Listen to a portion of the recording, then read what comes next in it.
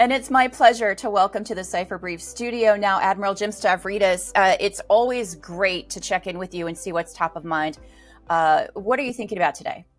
Today, I'm watching very closely as President Zelensky comes to the White House to meet with President Trump. I'm looking at the atmospherics, the warmth of the handshake.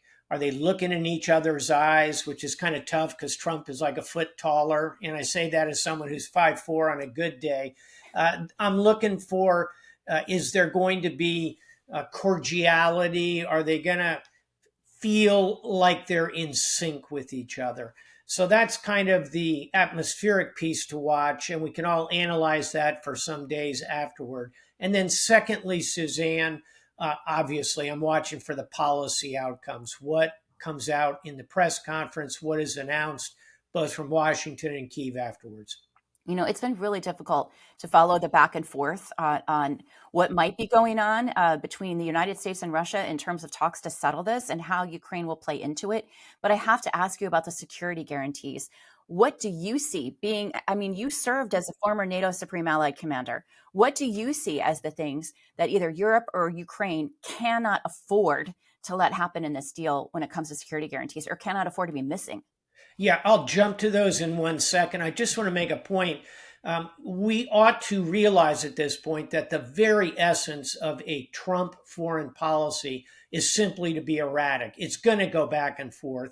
It's unpredictable. And the best example, I would say, is North Korean leader Kim Jong-un, who went from fire and fury, I'm going to unleash on your nation unlike anything else. He's little rocket man.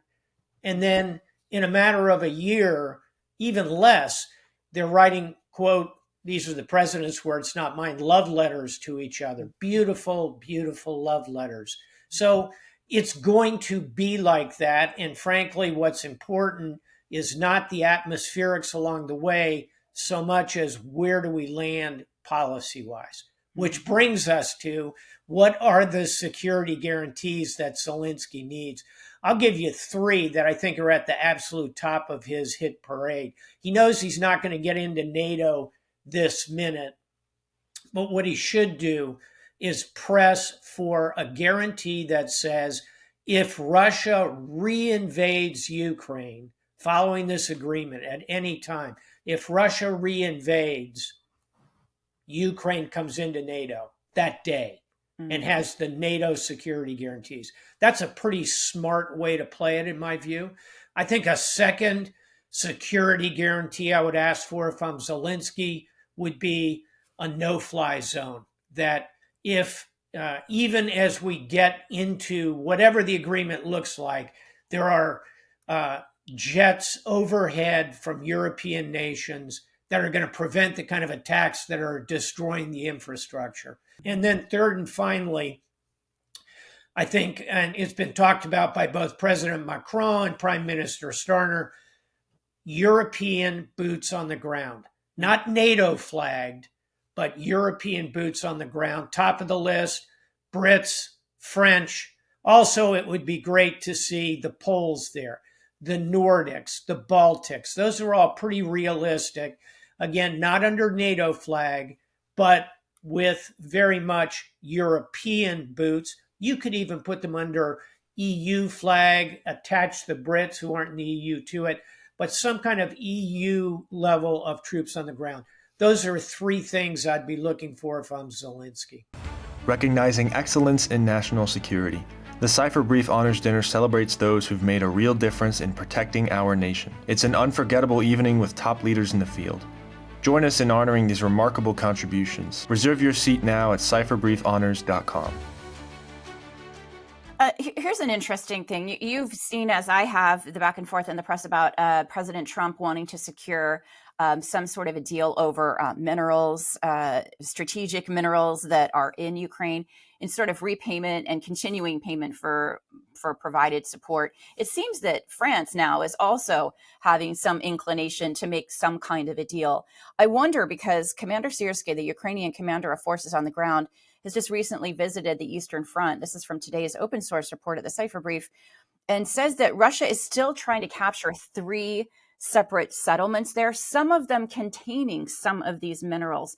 So I think you see, as I do, where this could be headed. Do you see Russia trying to sort of grab as much of this territory as possible before the U.S. might have a real stake in this? Yes, absolutely. I think there are two aspects to what's occurring. One, exactly as you say, for the Russians to capture as much physical terrain as they possibly can. By the way, a fourth security guarantee for Zelensky would be no further territory accorded to Russia. So at this point, before there's an agreement, Putin is going to do everything he can to capture as much terrain as he can. And then secondly, if you're in the business of trying to capture a little bit more terrain, what's the most valuable terrain?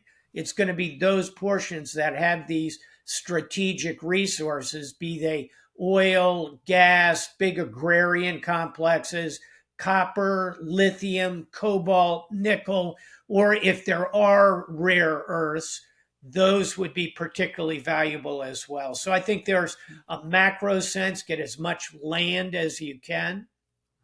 And then I think, secondly, target those strategic resources. How would you see any kind of a deal impacting NATO and the NATO alliance?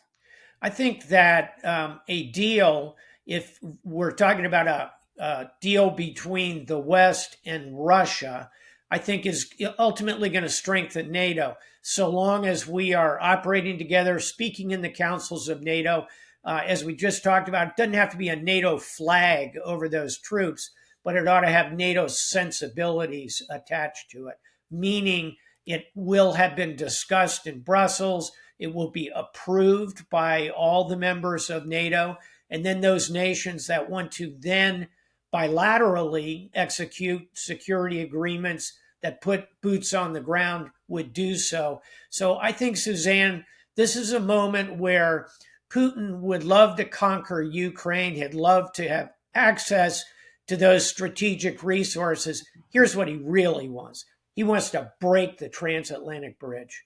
He wants the U.S.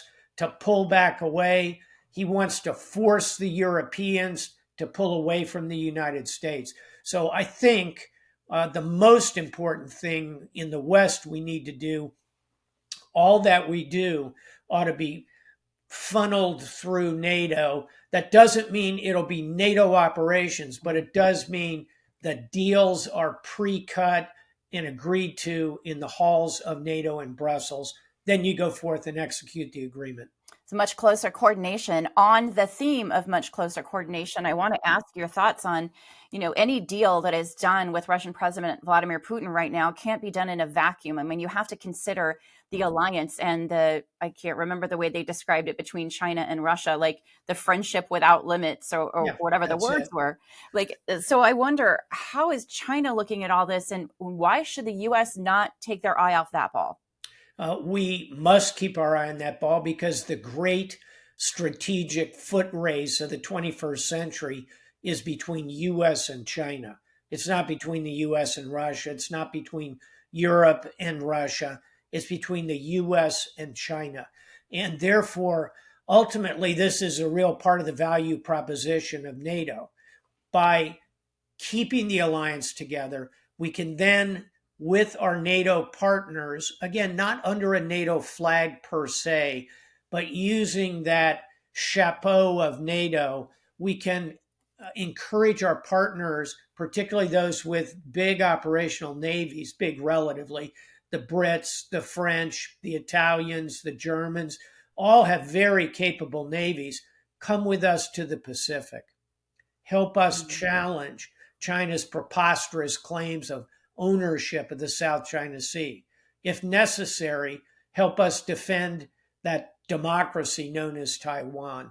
These are very real challenges for the members of the NATO alliance. And I think that as I look at the strategic roadmap ahead, we're going to want those European partners with us. That's why NATO will remain so valuable to the United States. Admiral Jim Stavridis, what are you going to be looking for over the next couple of weeks that we're not thinking about right now? I would be very concerned about a cyber attack sometime over the next 3 to 6 to 12 months, because Putin wants to demonstrate he has cards to play. He could also up the campaign against fiber optic cables, which is essentially another form of cyber attack, because 96% of the internet is carried on these undersea cables. They're being clipped one by one in the Baltic. A bigger campaign along those lines, it's Putin showing he has cards to play. That's what I'm watching for, that I don't think a lot of other people are focused on.